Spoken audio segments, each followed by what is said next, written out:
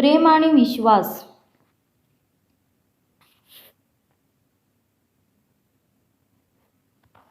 प्रेम आणि विश्वास यांची पूर्ण खात्री पटणारी ती घटना. आमच्या लग्नाच्या आधीची. त्या काळी मी शिक्षणाकरता पुण्याला राहत असे. दर शुक्रवारी संध्याकाळी मी मुंबईला येत असे व सोमवारी सकाळी पुण्याला परत जात असे. शनिवार आणि रविवार हे 2 दिवस मी सगळा वेळ ह्यांच्याबरोबर घालवत असे. कधी ते आमच्या घरी येत तर कधी मी त्यांच्या घरी जायची. कधीतरी दोघे मिळून आम्ही कुठेतरी बाहेरही जायचो. एकदा असंच आम्ही दोघांनी विटी स्टेशनवर सकाळी 11 वाजता भेटायचं ठरवलं. तेव्हा ते व्हिक्टोरिया टर्मिनस होतं. छत्रपती शिवाजी टर्मिनस झालेलं नव्हतं. ठरलेल्याप्रमाणे सकाळीच उत्साहाने भराभर तयार होऊन मी घराबाहेर पडले.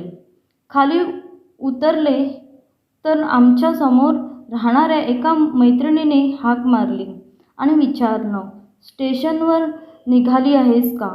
मी म्हटलं, "हो." तर म्हणाली, "थांब 2 मिनिटं, मी पण आईला सांगून उतरतेच आहे, एकत्र जाऊया."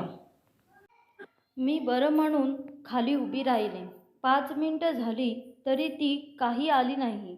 मी जरा वैतागलेच, कारण मला उशीर होत होता. आणखी 5 मिनिटं झाल्यावर सुद्धा जेव्हा ती आली नाही तेव्हा मी तिला खालूनच हाक मारल्या. त्यालाही तिने काही उत्तर दिलं नाही. "मला उशीर होतोय, मी जाते.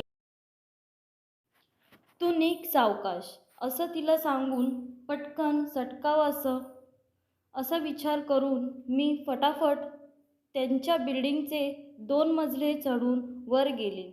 त्याच दार उघडत होतं आणि कोणाच्या तरी रडण्याचा आवाज येत होता. मी थोडीशी गोंधळली व तिला हाक मारली. तिने मला आत बोलावलं.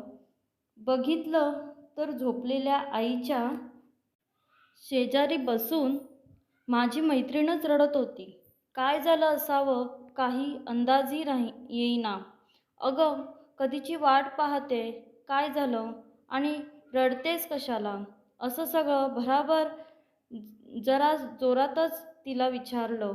ती म्हणाली, "आई हाक मारून बाहेर आली नाही म्हणून आत येऊन बघितलं.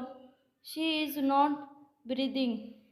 I can't feel her pulse.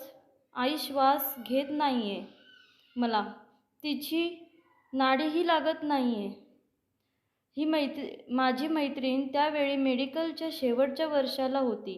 त्यामुळे आई गेली हे तिला समजलं होतं. आधी काही झालेलं नसताना रात्री झोपेत काही कारणाने तिची आई गेली होती. मला दरदरून घाम फुटला. काय करावं काही समजेना.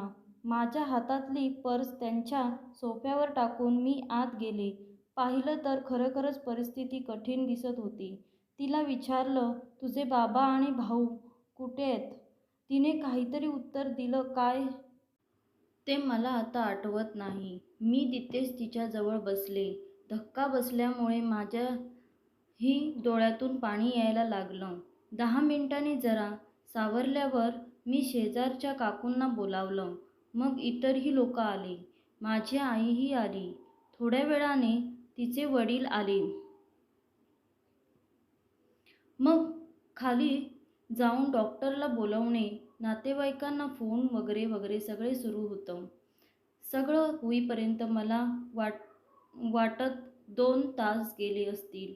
इतका वेळ आपण कुठेतरी चाललो होतो आणि कुणीतरी आपली वाट पाहतंय ही गोष्ट पूर्णपणे विसरूनच गेले होते. अचानक एका क्षणी मला ते आठवलं आणि मी भयंकर अवस्थेत झाले. त्यावेळी मोबाईल फोन वगैरे काही नसल्यामुळे त्यांना काही कळवणेही शक्य नव्हते. एका मिनिटात निर्णय घेतला. पटकन उठून आईजवळ गेले आणि म्हटलं, "आई, मी या सगळ्या गडबडीत विटीचं विसरूनच गेले ग. हे वाट पाहत असतील, मी जाते. त्यावर आई म्हणाली, अगं आता जायला निघालीस तर जवळजवळ 3 तास उशीर होईल तुला. मला वाटतं ते आता इकडे यायला निघाले सुद्धा असतील. आणि आता तिथून जायचं म्हणजे पुन्हा अंघोळ करायला हवी तुला.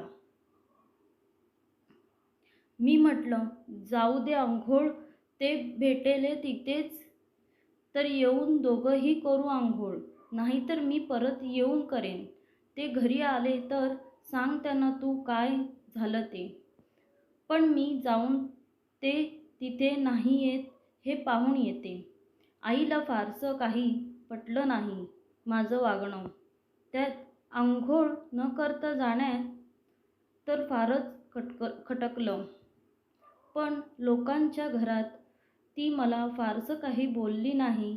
मीही जास्त संभाषणाच्या भानगडीत न पडता भरभर बाहेर पडले आणि जितक्या जास्तीत जास्त लवकर जाता येईल तितक्या लवकर विटीला गेले. आमची चुकामुक झाली असणार आणि हे नेहमीच्या ठिकाणी असणार नाहीत असा अंदाज होता, कारण मी जवळपास 3 तास उशीर गेले होते. पण उतरून प्लॅटफॉर्मवरून पुढे गेले तर आम्ही नेहमी भेटायचो तिथल्या बाकावर ते एक पुस्तक वाचत बसले होते. मी जवळजवळ धावत त्याच्यापर्यंत गेले आणि त्यांच्या शेजारी उभी राहिली.